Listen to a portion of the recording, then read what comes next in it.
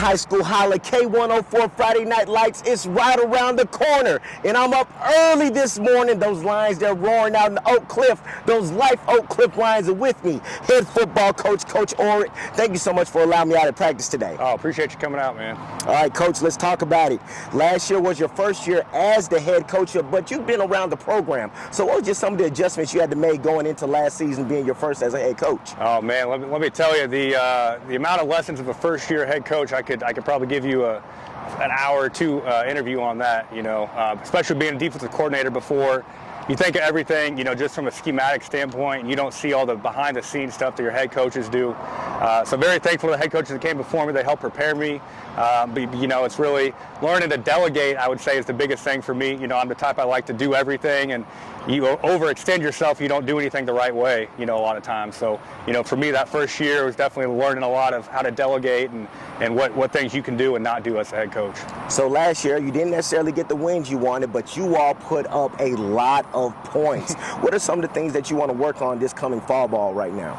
Well, there's a couple things. Number one, keep putting the points up. Coach Brian Lewis does an awesome job with our offense.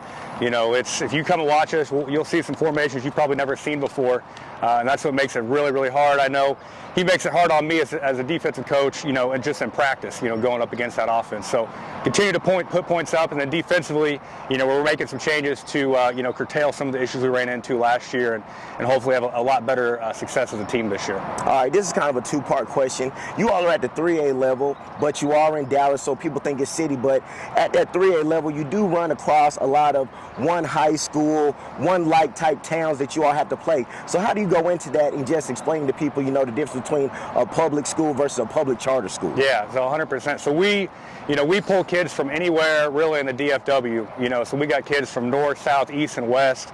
And, it's a challenge because you're playing Grandview, you're playing Whitney, Maypearl. A lot of those teams, they have their kids, from Pee Wee on up, and they all hang out together outside of school. So for us, a lot of it is team bonding, getting a lot of culture stuff within our program, to kind of curtail some of those things because, again, when your kids don't hang out outside of school, you don't get that camaraderie that you get, at some of those, like you said, those one-team high schools, towns. All right. So who are some of the student athletes we need to watch for coming this season? Oh, man, offensively, we got some guys. We got Jaden Robinson is our quarterback. Played wide receiver and DN for us last year. He was all district, but he moved to quarterback. He's 6'3", 190, runs about 20 miles an hour. He's got a huge arm. We're really excited for him. Edric Jordan, he was a really, really good quarterback for us last year. He wanted to make the shift to wide receiver, and 7-on-7 this summer, he had 5 touchdowns in the first game. So he's an explosive guy, and we got a few guys on defense too. We got some DBs, Harlem Starks, Aaron Secrease, and Jataven Tatum. They're leading on the back end back there. So along with that, you're a part of that 2019 team that had a very successful year. What do you all think you need to do to get back to that point? Man, we had a great group of seniors that year. We had LaCertain Bryant at quarterback, Lance Carter at receiver. We had both sides of the ball, it was extremely balanced. So I think, getting back to having that balanced football, we're playing complementary football, that was one thing we had last year. We ran into is offense might be up or defense might be up, and it wasn't complementary, at the right times in the game. And, that year we were really extremely complementary on both sides, and having that great senior leadership, really took things over the top for us. All right, Coach, let everybody know, Friday Night Lights right around the corner. What can they expect from the Life Oak Cliff Lions when they come see y'all? Man, you are going to watch some fun football. I can promise you that much. You come here, you got the atmosphere. It's kind of down in like a little den area. You got fans right on top of you. We don't have a track, so the fans are right here, so it's going to be loud.